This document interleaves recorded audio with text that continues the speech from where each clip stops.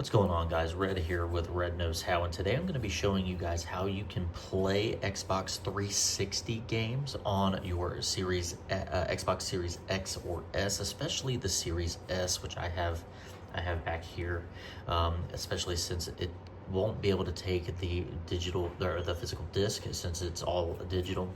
There are two ways that I will show you how you can play Xbox Series or Xbox 360 games on Xbox Series S, specifically Xbox Series S. So the first way that you can do this is you can go up to the store here. There are a couple ways to get to the store. As you see, you can just click up to the store right there, and just go ahead and click A there to select. Another way that you can do it is by clicking the Xbox button here, and the store is down here. You'd be able to just scroll down there and click that. So we'll go ahead and go to the store. And typically, if not all Xbox 360 games will be compatible with the Series S, but most likely if they're not, you won't see them in here. So we're just going to go down to, let's see here, games, and go down to top free games. So go ahead and click there. And if you scroll down long enough, you should be able to see here, like The Walking Dead. There's one game there. And all you would do is go ahead and you would click A, and you would just go ahead and download it for free like you would for a normal game. Just go ahead and click A there.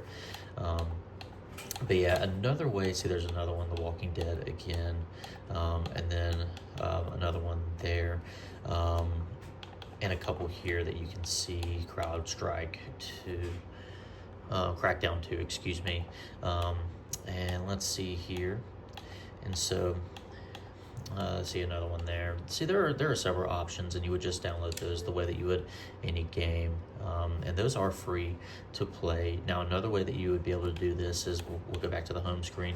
You would be able to do it here, go to the Game Pass, but for this, we'll go to the home screen.